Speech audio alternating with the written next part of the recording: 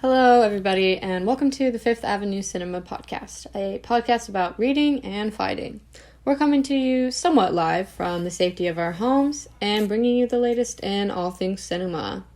My name is Genevieve. I use she, her pronouns, and this week I'm going to shout out my boyfriend for killing the bugs that were in our room with a Nerf gun. It was pretty impressive, so... Yeah, I'm joined by... Hi, I'm Andi, they, them pronouns. Oh, and I'm the publicity coordinator. And this week, I am going to shout out the Eugene staple Tracktown Pizza. I'm down in Eugene this week, and I got my favorite. It's called, linguiça with some ranch. It was good. It hit the spot. So, yeah. And with me is... Hello, this is Owen. I use he, him pronouns. I am the cinema coordinator now. Weird. And my shout out this week is going to be to Angela and the Salp accountants for getting me my gift card finally from September of last year when we had our whatever that was. How much is it? How much did you get? $50 because I won the Kahoot. I was the only one who won that, and then I got the group prize too. So I got some new books, and I'm really excited. Nice. Yes, and who was that just talked? Nayeli. I use she, they pronouns, and I am the podcast editor, soon maybe actual events coordinator. And my shout out goes to ice packs because... the last few days, one of my eyes has been swollen, and I've just been, putting that ice pack on my eye, and it's helping tone down a bit. And my eye is almost back to normal. Maybe tomorrow it will be back to normal. But I've been avoiding the public. As one does.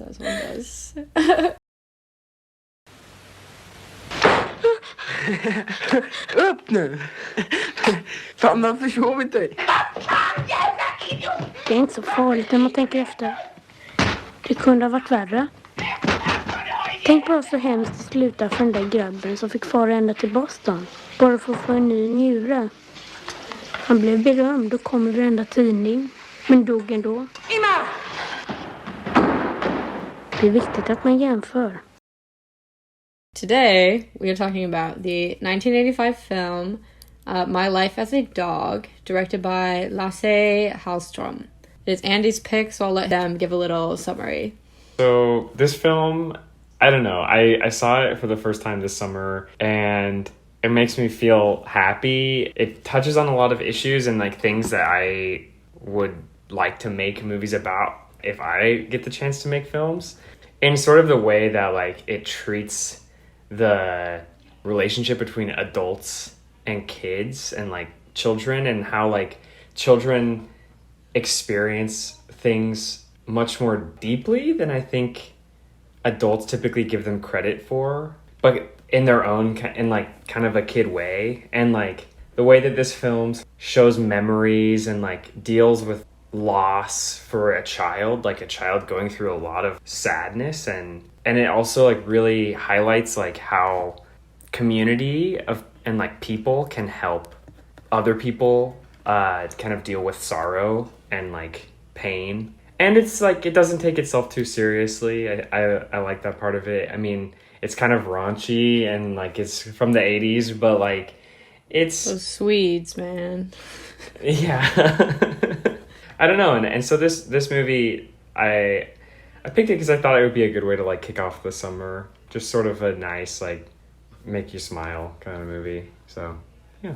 Yeah, it felt kind of melancholic throughout it, but then I loved that it had a good ending and good closure, especially emotionally. It's tied everything together, which was really nice that it didn't end horribly. It was interesting too in that the Lasse Hallström interview, there's one on the Criterion, I think you mentioned it, Genevieve, before the podcast. He talked about how the book that this film is based off of ends differently, ends much more tragically, where Ingemar is in an apartment by himself for a year, which is I'm happy the film didn't end that way. Yeah, he was like, I'm not doing that.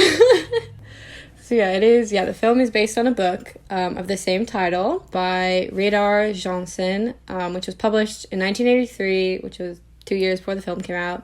And the book is semi-autobiographical, and the author helped co-write the screenplay. And the screenplay was nominated for an Academy Award, which I think is pretty cool. And the plot takes place between 1958 and 1959, so it's not at like the same time that the book was written.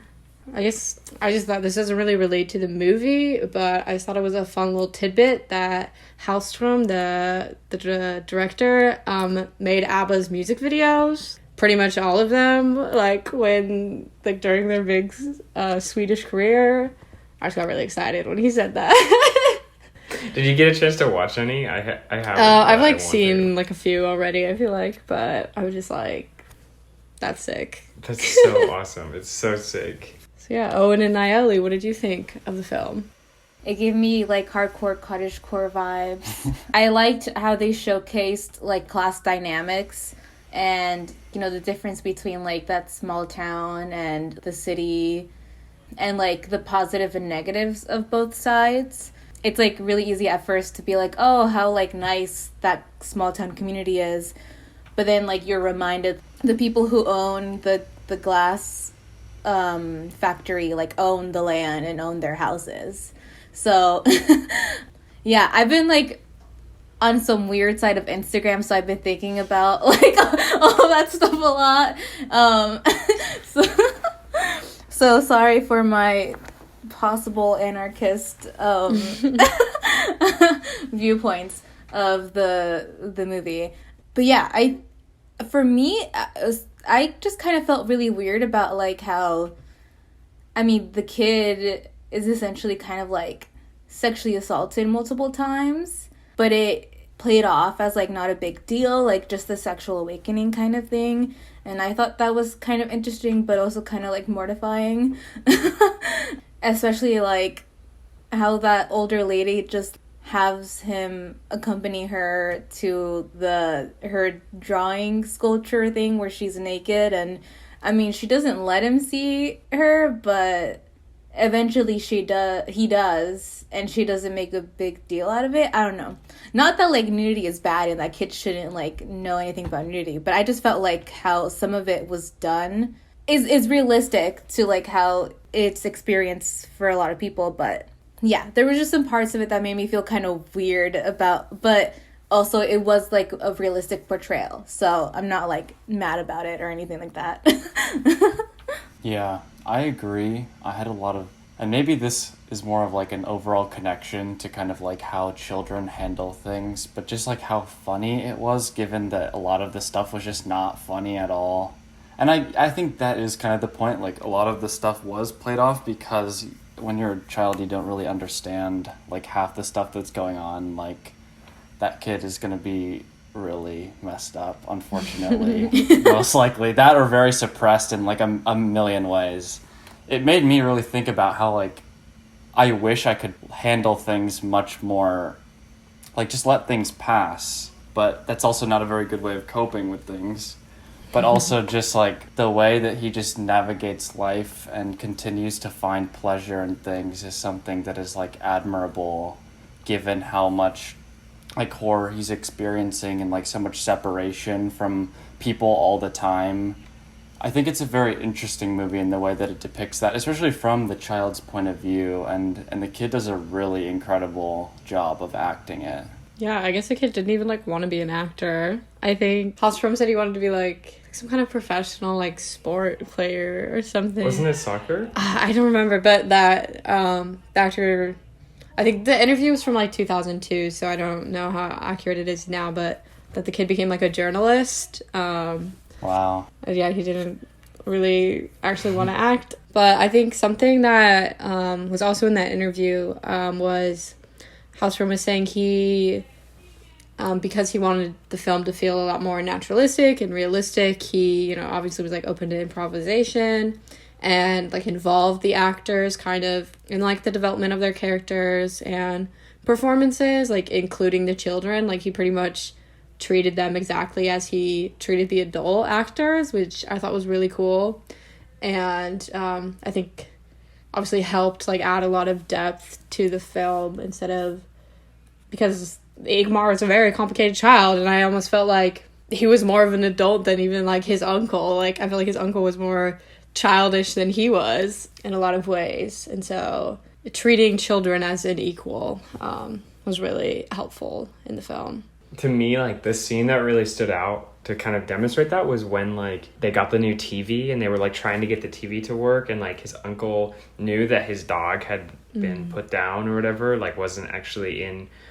And like you could tell that the kids, like Ingmar and I forgot the other kid's name. Saga? Yeah, Saga, and that they were like, the dog is dead. Like they knew, but they didn't say anything, and like you got all the like, you got that whole like interaction kind of secondhand.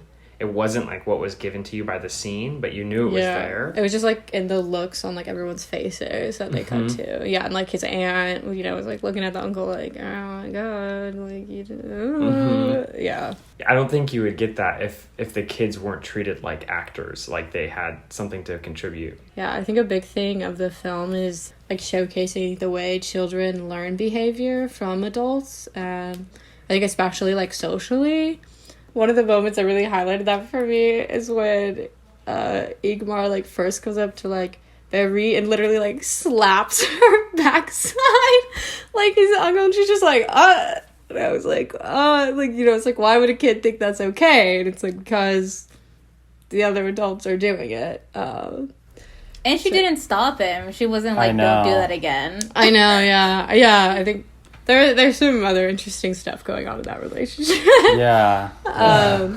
But like that I think also relates to kind of what you were saying earlier, Nayeli, like a sexual awakening.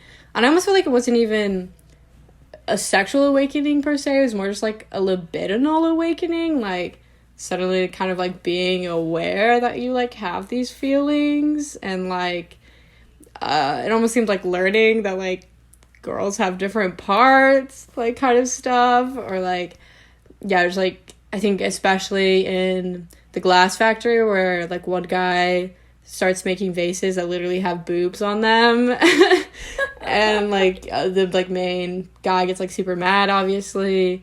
It's just like kind of gaining that awareness of like, and I think obviously you can like feel from like the other adults, especially the men, that there's like an attraction there. And I think that also relates to the aggression in like the boxing and even like in the soccer games at first. It's just like you don't really know what to do with those feelings, and so you get them out via aggression because you're a child, so you're obviously not having sex. The whole boxing part was very interesting. Just like kids fighting, and like I'm sure the adults know, but they're not doing anything about it. To be fair, they don't go all that intense. They know when to stop. They know when it gets like too far. I guess Saga, right? That's an interesting character because I guess we don't really know if like Saga is trans or not, or what exactly is happening there. But that was an interesting, like, view into, like, gender and being a child. And I did hate that in the end, Saga ended up wearing a dress. Yeah, I thought that was strange. Yeah. I was just like, why can't Saga just be a gay boy?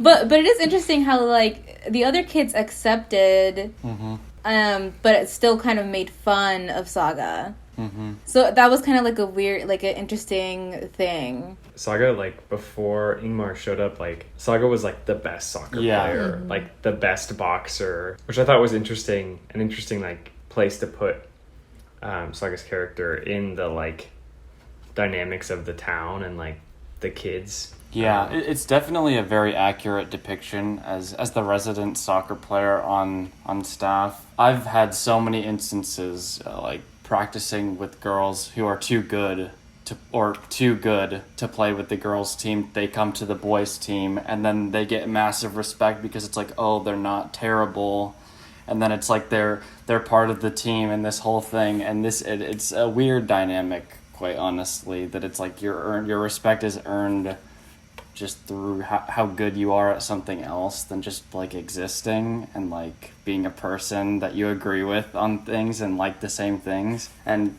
it was weird to have that like flashback to when I was like in middle school or elementary school, having that be a thing, because I've been so disconnected from it, and I forgot that that's like a thing that exists in like United States soccer culture, which is like very different.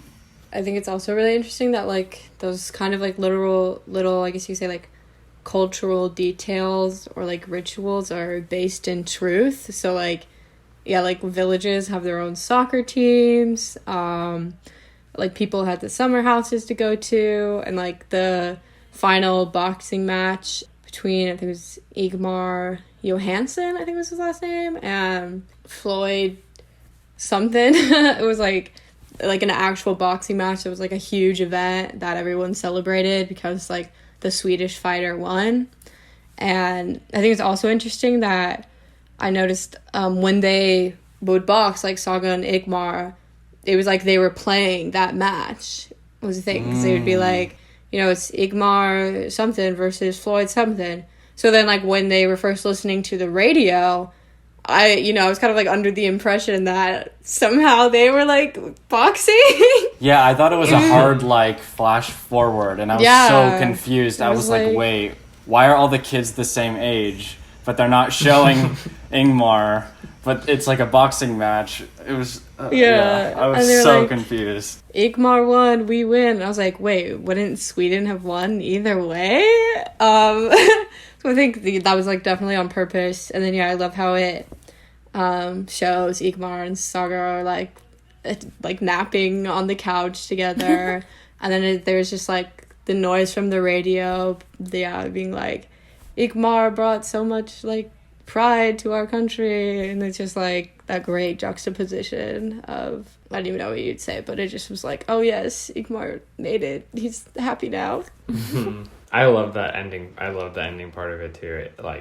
It always really makes me, because this movie does have a lot of like darker moments, but that like ending, like seeing this kid who's like really struggled a lot, like be accepted into this community of people who like he doesn't really know, and like I don't know, they just all like seem like they love him, and like I just thought that it's just a sweet ending.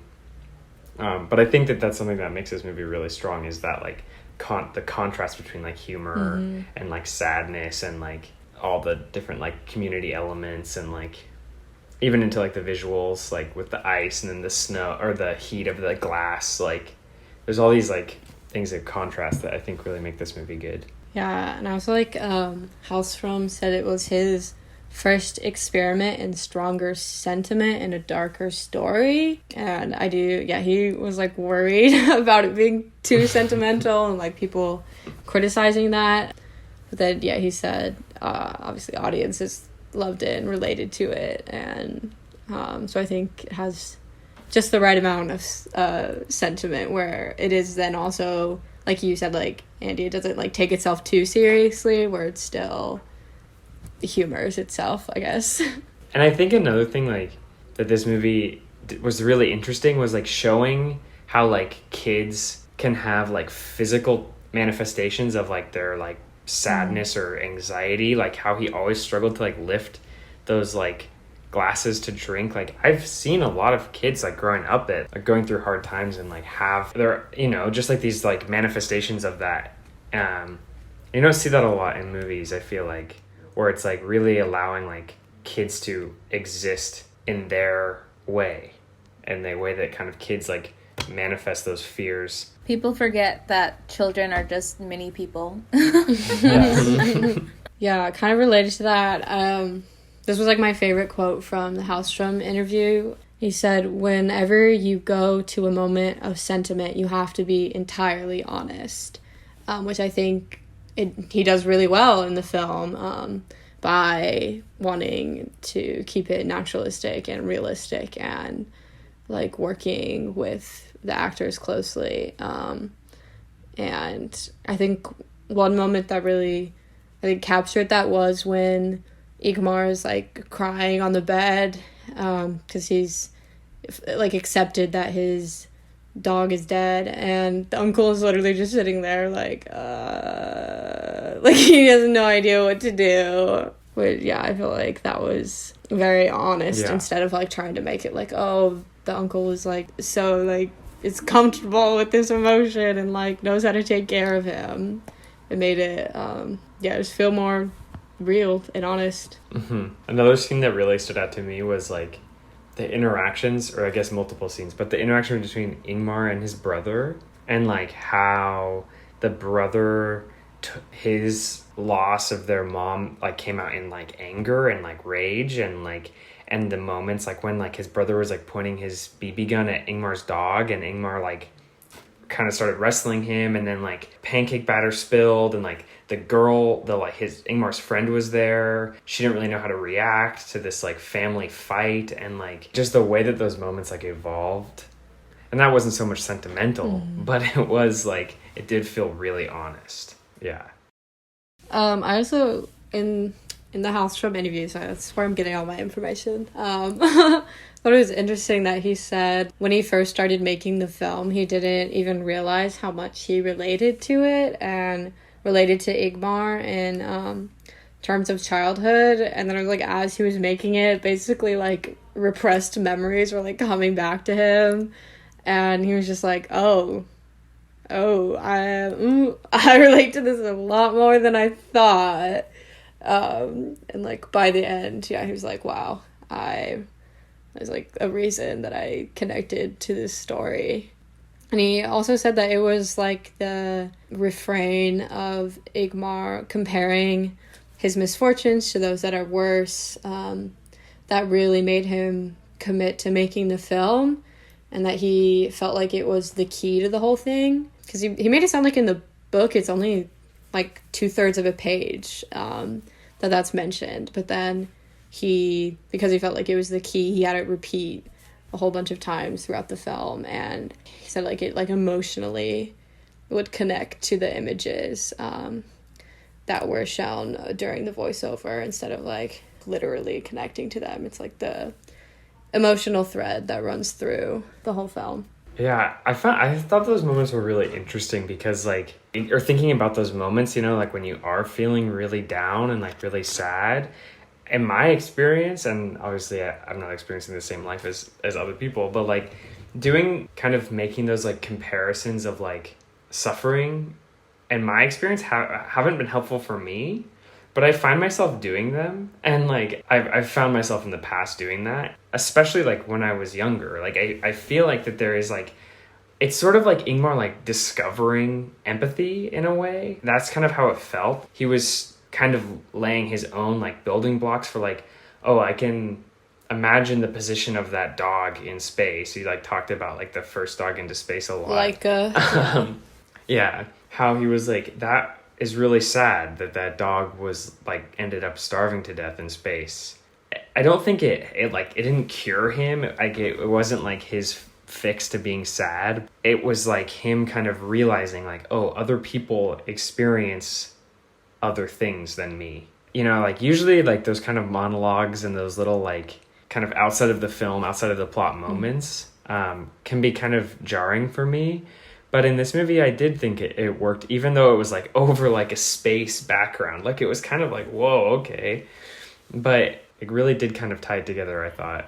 Yeah, and I think you could say that that's like how Ingmar copes with his own misfortunes, is being like, well, it could be worse. There's worse things. So he doesn't have to think about how bad some of the things happening to him are.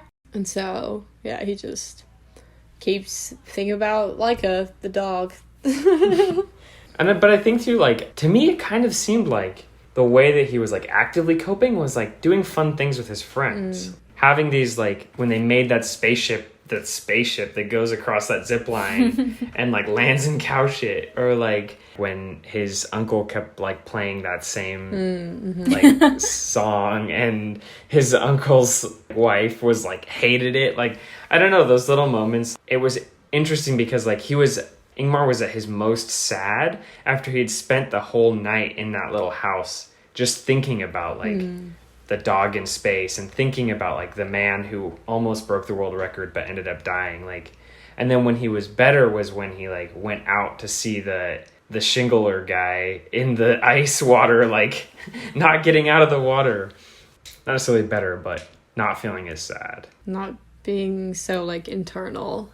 And I think another interesting progression that I picked up on, like with his character growing up, was also like his ability to set boundaries. The naturalistic elements of the film, like you said, it really allows people to connect to it and see things, even though it's like way disconnected from like my life.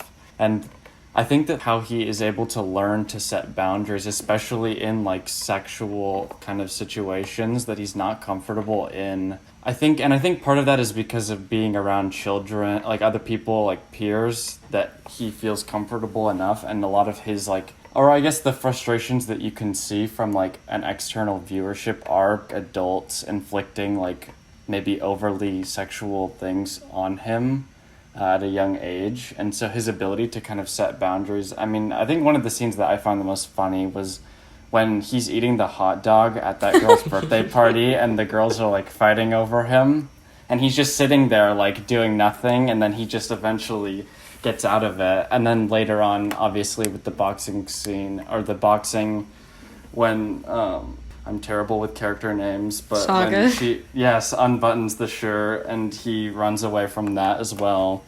Even though that may not be like the best way to handle it, he's also recognizing that he's like super uncomfortable and doesn't want to be put in that situation, which shows like a lot of like maturity and something that a lot of people don't have the capability of doing like at our age or older. Yeah. I was like trying to figure out what I think about the way that like the adults almost like push sexuality onto him, and it's like I was wondering if it's like because he's innocent that it's like he's not like as aware or something. Like, yeah, especially with Berit, like when she takes him to the sculptor, it's like, you're here to make sure it remains artistic, and it's just, he's like, why, like what? And he says like, well, I'm only in the way, and she's like, well, what's wrong with that? And then it's like, even when it does like actually become curious and literally climbs up on the roof to try and look at her through the like glass sun roof, and then he falls through it onto her. She's even just like, oh, ha ha ha. She's like picking broken glass out of his cuts. Her like interest in him was interesting. Well, I mean, he's also prompted by his uncle to do that as well, which I found really odd. Because the uncle's like jealous. Yeah, the uncle's like, I'll have to be there next time. It's like, okay. I like the uncle until he got to like that more jealousy part, and it's like, bro, you have a wife. Yeah, and I mean, there's even like when he first goes to live with them, there's the old man who like lives downstairs who's dying, and Ingemar goes down there to read to him, and the guy literally has him like read out of like basically like a lingerie like underwear catalog for women. Like just like reading the like ad descriptions, and he like basically gets off on it, and Ingemar's just kind of like, okay, like this is what I'm reading to you, and like also like doesn't really understand why. I for me, like, this was the first time I watched it, this was a hard part, like, and it is still kind of like there's a lot of weird like hyper-sexualization, and like I think it's kind of an annoying cop-out when people are like, oh, it's a different time, like, oh, it's a different like country as well, region. Like, I don't know what Swedes are doing. But I think that it's still like worthwhile to consider it within like today and like our own like understanding. It's worth, like, that's why we watch old movies, is to be like, how does this movie still relate to today? And what's interesting too is that this was like a movie from, what was it, 85? Yeah, set in the 50s, the late 50s. Right. I'm curious if there's like an intentional exaggeration, because it's like, it was the 60s, like it was like, you know, and maybe not. That's just that is interesting. We wouldn't know. Right. So actually, that one thing that I wanted to talk about is like the costume design and like the general set design, because initially, like, I didn't do any background research, so I was trying to figure out when this was set. And I could tell that at least the ladies' outfits, the silhouette of the dress seemed very 50s. But I also know that, like, in some countries, especially if they're more in the country, fashion, or like the up-to-dates of fashion, gets there later. Right. So I rightfully assumed that it was in the late 50s / early 60s, and I'm very proud of that. Just off of the clothing. Yeah, sorry, I just wanted to talk about that. I already forgot how it pertained to what you were talking about previously. But I also wanted to mention that... also the fact that when Ingemar goes to visit his dying mom, and he's wearing this faux leather jacket, and she's like, oh, is that nylon? And I thought that was very interesting, because that kind of shows... That, along with the toaster scene, also kind of shows this changing of industrialization in Sweden, and like how now they're having synthetic fabrics, and now they're able to get a toaster instead of toasting their bread on the stove. And also in that fake leather jacket, he kind of looks like the guy from Twin Peaks. James? Oh, yeah. Yeah. That jacket was cool. Oh my god. And I just thought that was like a funny little bit, because it's just like this tiny version of like James. Both are moody. Yeah. Oh. Wow. Don't even get me started on James. Anyway. But yeah, so I thought that was very interesting, and how they were able, like I said earlier in the pod, how they were able to showcase the difference between like the countryness versus like uptown, and how when Ingemar and his brother were staying at that one guy's home, I don't know what his relationship was to the family, but you know, they're in the city, they're in their little like small house, and they're wearing their nice church clothes, and they're not talking during dinner. You know, they seem very uptight and very like preppy. But then you go to the country where his uncle lives, and they don't mind getting down and dirty, laying on the hay. And yeah, I thought that was a really like good way of showing that. Also, I just really, really liked how the uncle looked as the goalie, like his soccer outfit. Like that, like he looked nice. He was snatched. Yeah, it almost feels like in, I guess, like the city and like industrialization, modernity, I guess you could say, like she's almost like a lot more repressed. And then you go out to the country where it's, you know, not as developed, and it's like they're much more open and libidinal, I guess you could say. Like it's not like everything's out in the open. Like there's even like that scene where Ingemar is reading to that old man again, and like you could like basically in the background hear his uncle and wife like having sex the whole time. And I also thought that was interesting, because that scene right before it is like the uncle's like chasing his wife around, and he like, you know, is like barking, you know, but it's like in a very like sexual that way. That was so funny. Yeah, but then like Ingemar like joins him and like pretending to like bark and like be a dog, even though he does not like understand what's going on. And I thought it's interesting that then Ingemar would kind of do that to like cope in certain situations, like act like a dog. And it seems like that's where he first learned it.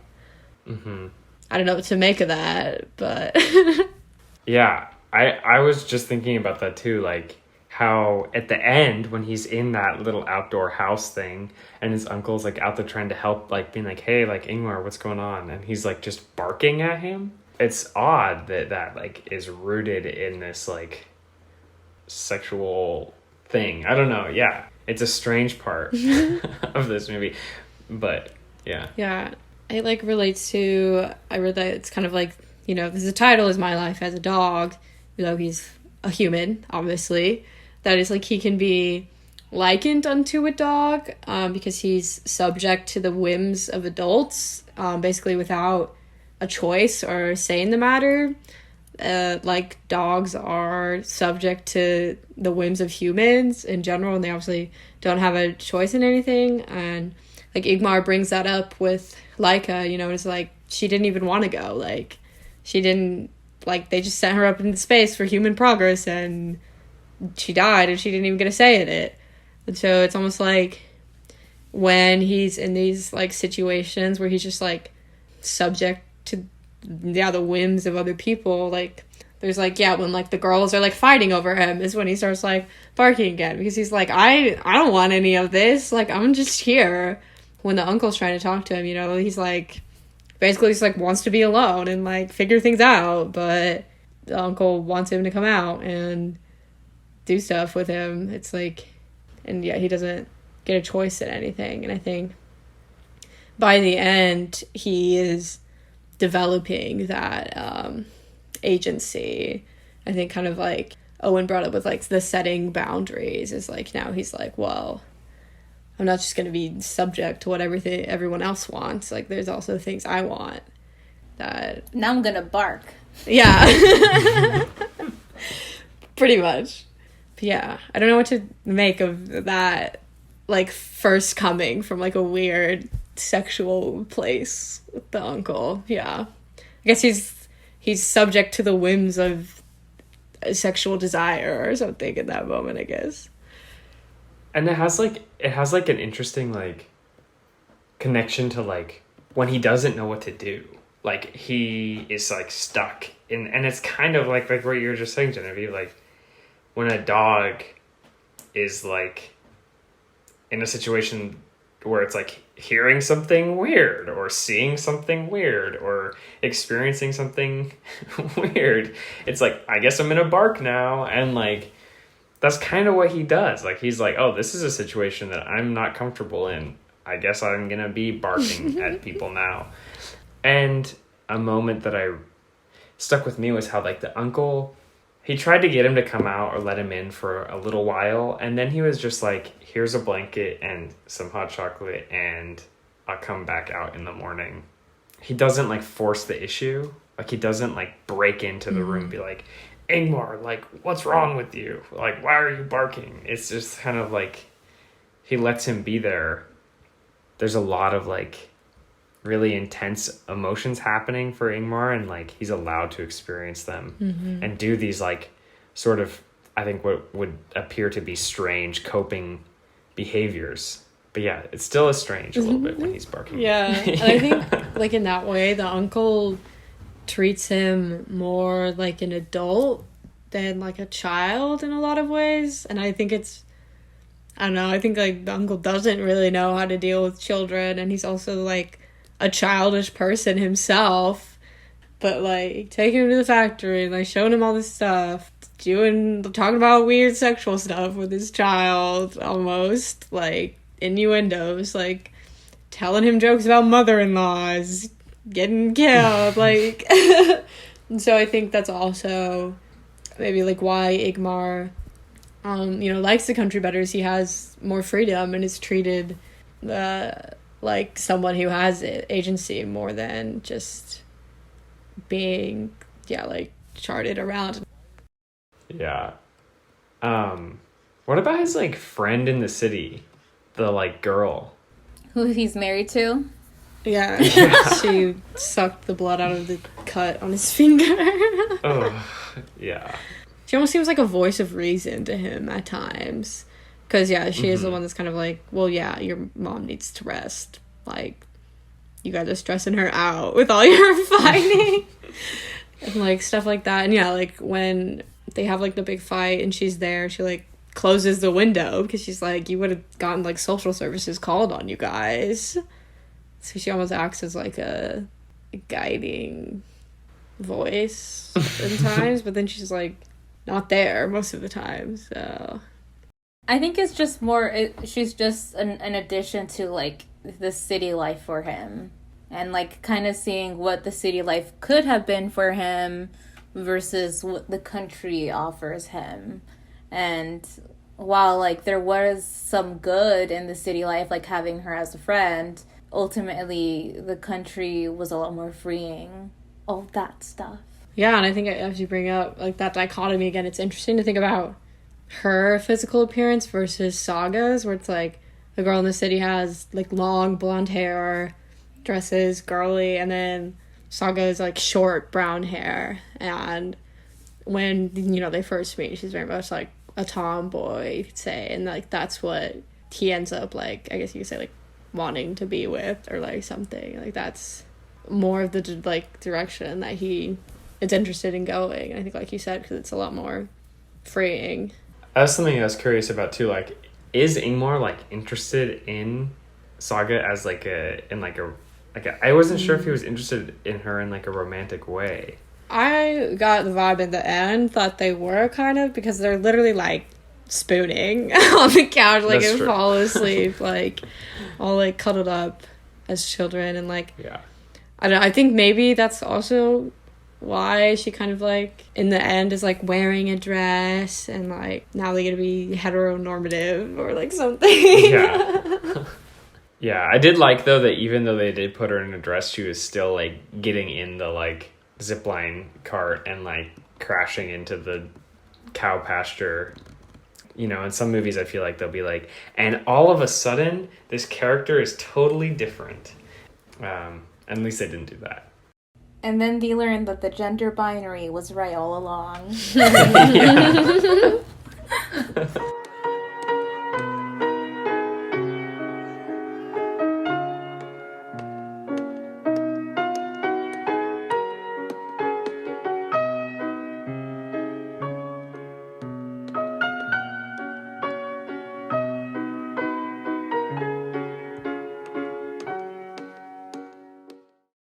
Watch it on HBO Max if you have it.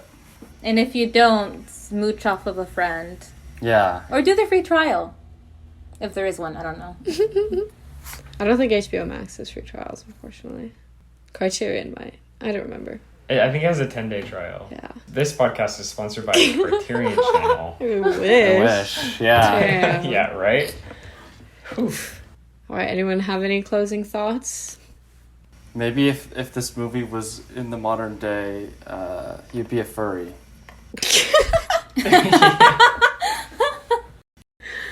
All right, well, thank you for listening to the Fifth Avenue Cinema podcast, where we come together to talk about all things cinema. If you like the show today, please follow us on Instagram and Twitter at Fifth Avenue Cinema with a 5, where you can reach us for questions or comments. You can also reach us by email at film@pdx.edu. We hope you enjoyed today's episode as much as we enjoyed making it. Catch you next time, and remember, all Black Lives Matter and defund the police.